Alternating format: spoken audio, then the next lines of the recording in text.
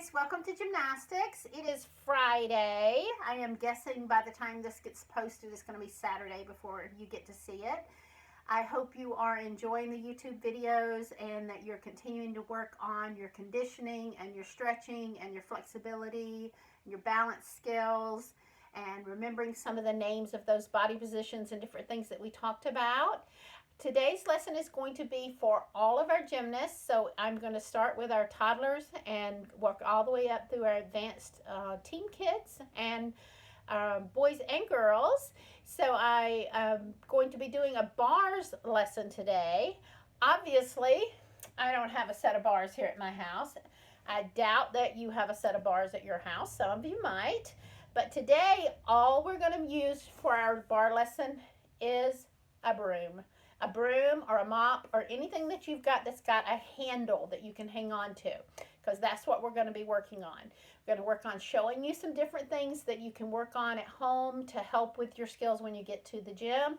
Also working on some terminology, some words for you to learn. Lots of times at the gyms we'll say these words and when we're going over different activities, but I don't know that you always remember them. So the next time when you come to the gym after today's lesson and your teacher asks you, do you know what that's called?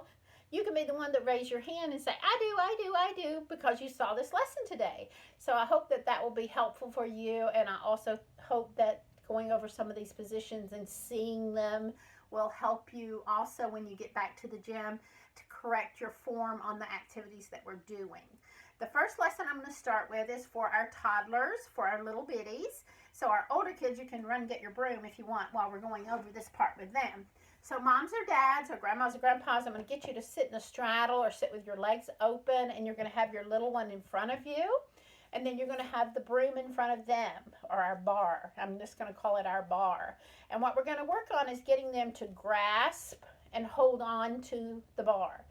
A lot of you have had that experience when you get to the gym and they can't really grasp it. They're not holding on. They may grab it, but they're not actually holding on. And then when they go to try to pick their feet up, they let go. So we're going to have you put your hand over their hand to help them understand holding, put pressure against their hand so they're understanding that they're holding on. And then you're just going to lift the broom up just barely, not to where their feet are up off the floor. Especially our kids that are under 24 months or even as much as 30 months old, their shoulders and elbows and wrists are still developing, and it's not great for them to hang. Their body weight is so much that puts a lot of pressure on those joints that are still forming. So I always recommend just kind of keeping it to where their feet are still kind of on the floor when you're doing the holding up.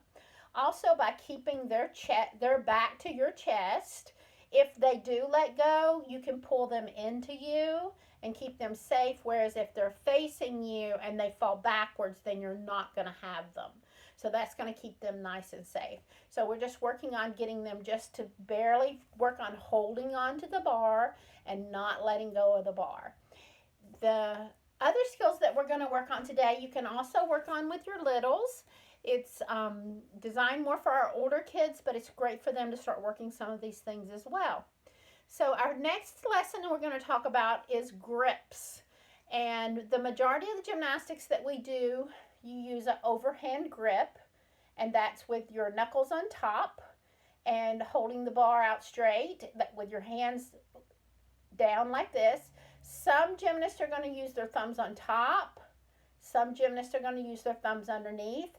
Either's fine. It kind of depends on what feels comfortable for you. So especially with the bigger bar where you're going to be holding something that's bigger, some kids have a harder time putting that thumb underneath there. So it's totally whichever way you feel more comfortable. The first thing I'm going to talk about is our front support. So that's the position where we are on the bar, we're pushing down on the bar, and we're holding ourselves up on top of the bar.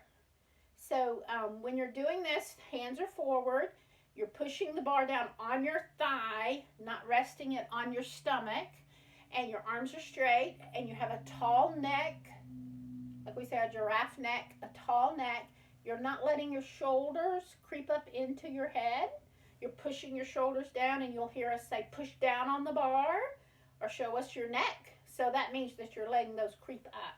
The other thing that you're going to do is once you push up on that bar, you're going to lean forward slightly at the waist. Not a pike, but just slightly, because that's going to help you stay on top of the bar. It's going to keep you balanced. But you don't want to bend your elbows as you do that bending forward. That just helps you be able to stay on the front of the bar. And most of the kids that are doing that, they will either do a roll forward, where they'll roll up, just put their head down and roll forward on the bar, or they will either push back off the bar, which we call a cast off the bar. The next grip we're going to talk about is an underhanded grip.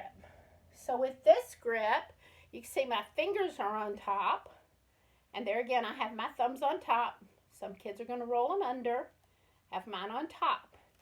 This is the only skill that we use this on at our gymnastics is with our advanced kids, and they do what's called a stride hold or a stride circle, and they're going to put their leg over the top of the bar, and they're pushing down on the bar, and they're holding that leg up. So that's what they're using, that stride position, straight leg in the front, holding that leg up. And when they do a stride circle, then they'll be going forward around the bar with that straight leg. But that's really the only thing we use that reversed grip with. The next one we're going to talk about is called a mixed grip. So that's one up, one down. And mixed grips are used a lot in advanced level gymnastics, like Olympic level gymnastics, and especially with men on high bar, because they are doing giants, which is big swings all the way around the bar that you've probably seen in the Olympics. And women do it too, but in the men's gymnastics, they do a lot of turning. So they're going to be doing that, and they're going to be changing directions with their arms and their shoulders. And in doing so, they use that mixed grip, one up and one down. So that's what you would use that for. And for our little bitties, you might remember us doing possum, where you hold in that mixed grip and then you hook your feet over the bar. So that's the possum hold that we've also used with our little bitties in that mixed grip.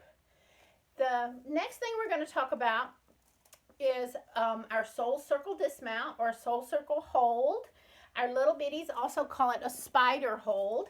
So for my tots, get you to sit in that straddle again with your little one sitting between your legs, the bar between you. You're gonna be holding the outside of the bar, and your little one's gonna hold the inside.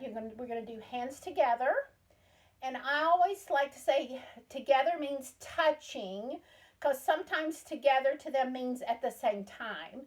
So we're going to use the phrase together means touching, so with their hands touching, and then we're going to have them work on putting their feet up on the bar, one at a time, or they can try to pull up both feet at the same time, which is a little bit harder. But they're going to be sitting with you behind them so they can balance.